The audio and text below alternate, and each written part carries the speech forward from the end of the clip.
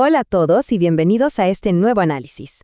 Hoy nos vamos a poner el traje de detectives para iniciar una verdadera investigación forense hacia la historia profunda de nuestro planeta. Vamos a explorar qué es lo que realmente controla el clima global y cómo se ha ido moldeando a lo largo de los eones. Es un tema fascinante, en serio, porque nos obliga a cambiar por completo nuestra perspectiva del tiempo y a observar las fuerzas colosales que han operado desde mucho antes de que nosotros existiéramos. Para entender el clima, primero tenemos que intentar imaginar la inmensa escala del tiempo geológico. Piensen en esto, la historia humana es literalmente solo un parpadeo en comparación con los 4.600 millones de años que tiene la Tierra. Durante todo este tiempo, nuestro planeta ha pasado por transformaciones que parecen de película. Ha estado cubierto casi por completo de hielo, como una bola de nieve gigante, y luego ha pasado a periodos de calor extremo donde ni siquiera existían los casquetes polares. Todo esto fue obra de fuerzas naturales gigantescas que trabajaron con mucha paciencia durante milenios. Bueno, entremos de lleno.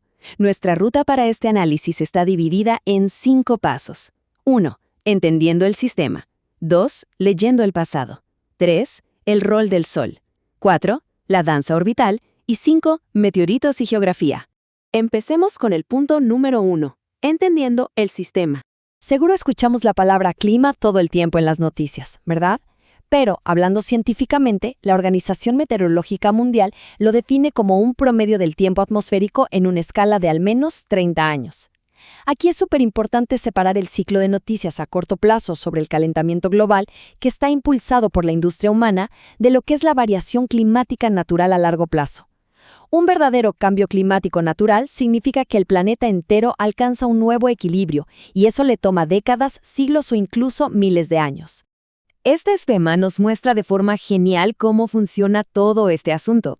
Los científicos analizan lo que llaman forzamientos climáticos. Básicamente, hay factores externos como los cambios en la energía del Sol o la órbita de la Tierra. Y por otro lado tenemos respuestas internas, como la forma en que interactúan la atmósfera, los océanos, el hielo y la biosfera. Es como un rompecabezas gigante. Para que el clima cambie a escala global, alguna de estas enormes piezas tiene que alterar el equilibrio de energía de todo el planeta. Pasemos al punto 2. Leyendo el pasado. A ver, es obvio que hace 1.000.000 de años no teníamos satélites ni termómetros midiendo todo, así que los científicos tienen que buscar pistas físicas en la naturaleza, a las que llaman indicadores o proxies. Hacen cosas increíbles, como perforar kilómetros en los glaciares para sacar cilindros de hielo antiguo, o examinar los anillos de los árboles, el crecimiento de los corales y las capas de lodo en el fondo del océano. Estas son literalmente las cajas negras de la Tierra. Nos permiten reconstruir la temperatura y el aire del pasado con una precisión que no deja de sorprender. Número 3 en nuestra lista, el rol del Sol. Nuestro Sol no es como un foco que simplemente dejamos encendido con la misma intensidad siempre. Tiene ciclos de actividad de más o menos 11 años, y eso lo notamos por la cantidad de manchas que aparecen en su superficie. Aquí podemos ver 400 años de observaciones de estas manchas solares. Noten ese gran espacio vacío entre 1645 y 1715. A eso se le llama el mínimo de Maunder, una época donde casi no hubo manchas. Esa pequeña caída en la energía solar ayudó a desencadenar lo que conocemos como la pequeña edad de hielo. Así que sí, incluso un pequeño estornudo del Sol nos afecta directamente.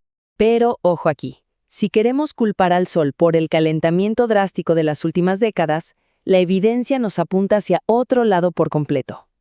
Los datos de las agencias espaciales son clarísimos. Los ciclos de 11 años siguen su curso, pero la energía total que nos llega del Sol ha estado estable desde los años 80. La conclusión es que la radiación solar simplemente no puede explicar por qué hace tanto calor hoy en día. Aquí es donde los gases de efecto invernadero, generados por nosotros, se llevan todo el protagonismo en el calentamiento del último siglo. Vamos al cuarto punto, la danza orbital. La órbita de nuestro planeta no es un círculo perfecto, para nada. Es más bien un óvalo que se va estirando y encogiendo súper lento a lo largo de miles de años, marcando el ritmo de las eras de hielo. Pero escuchen esto, porque hay un misterio que tiene a la ciencia rascándose la cabeza. Durante mucho tiempo, el hielo avanzaba y retrocedía cada 41.000 años, como un reloj. Pero hace más o menos 1 millón de años, ese ritmo cambió de la nada a un ciclo de 100.000 años. Aunque coincide con un cambio en la forma de nuestra órbita, matemáticamente hablando, ese cambio es tan leve que no debería causar glaciaciones tan intensas. Hasta el día de hoy sigue siendo un misterio sin resolver. Para entender mejor estos movimientos, conocidos como ciclos de Milankovitch, imaginen a la Tierra como uno de esos trompos de juguete. Cuando empieza a perder velocidad, se tambalea, ¿cierto? A eso se le llama precesión. Ese bamboleo, combinado con cambios en qué tan inclinada está la Tierra, decide exactamente qué parte del planeta recibe más sol durante el verano. Y es esta ligerísima diferencia en la luz solar de verano la que tiene el poder absoluto de derretir glaciares gigantes o de hacer que el hielo avance hasta cubrir continentes enteros. Para poner esto en perspectiva y ver un ejemplo real, solo tenemos que viajar 10.000 años hacia el pasado. En aquel entonces, la Tierra estaba en una posición apenas un poquito diferente frente al Sol durante el verano del hemisferio norte. Ese pequeñísimo ajuste hizo que el norte de África recibiera más luz, lo que trajo lluvias monzónicas súper intensas. El resultado, el actual desierto del Sáhara, era literalmente un paraíso verde, húmedo y lleno de vida. Un cambio minúsculo en el espacio, pero una revolución climática en la Tierra. Y por último, llegamos al punto 5. Meteoritos y geografía. Hace 66 millones de años, un asteroide del tamaño de una ciudad chocó en lo que hoy es México, liberando una energía imposible de imaginar. Pero lo verdaderamente loco fue la reacción en cadena en el clima, que tuvo 3 fases. Paso 1. El golpe levantó tanto polvo que tapó el sol por completo, creando un invierno nuclear rapidísimo. Paso 2. El calor del impacto vaporizó kilómetros de roca que estaba llena de CO2. Y el paso 3, cuando el polvo por fin cayó al suelo, todo ese dióxido de carbono se quedó en el aire, creando un efecto invernadero brutal que duró 100.000 años. Básicamente, pasamos de un congelador a un horno sofocante por culpa de una sola roca espacial. Ahora, en el otro extremo de un choque de asteroides súper rápido, tenemos la deriva continental. Esto nos demuestra que la geografía de la Tierra es el destino del clima. Piensen en Pangea, ese supercontinente de hace 225 millones de años. Donde están ubicados los continentes, dicta si las corrientes cálidas del océano pueden circular o si el hielo se va a acumular en los polos. Como las placas tectónicas se mueven, más o menos a la misma velocidad a la que nos crecen las uñas, terminan fijando las reglas del clima durante millones de años solo con mover la Tierra del lugar. Y si queremos ver el verdadero poder de la geología, retrocedamos 700 millones de años. En ese entonces había otro supercontinente llamado Rodinia. Cuando empezó a romperse en pedazos, expuso muchísima roca fresca a la lluvia. Esa roca actuó como una esponja química y, literalmente, chupó cantidades enormes de CO2 del aire. Al quedarse sin ese gas que atrapaba el calor, la Tierra perdió su abrigo y las temperaturas cayeron en picada, congelando el planeta entero en lo que conocemos como la bola de nieve. Otra vez, la pura geología reescribiendo la atmósfera. Llegando al final de este análisis, nos damos cuenta de algo impresionante. El clima de la Tierra no es estático. De hecho, nunca lo ha sido.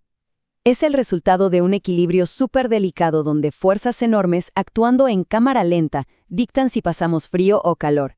Desde cómo orbitamos en el espacio y cuánta luz nos da el Sol, hasta el movimiento de los continentes y el impacto de asteroides. A la naturaleza le toma eones calibrar el termostato de nuestra casa.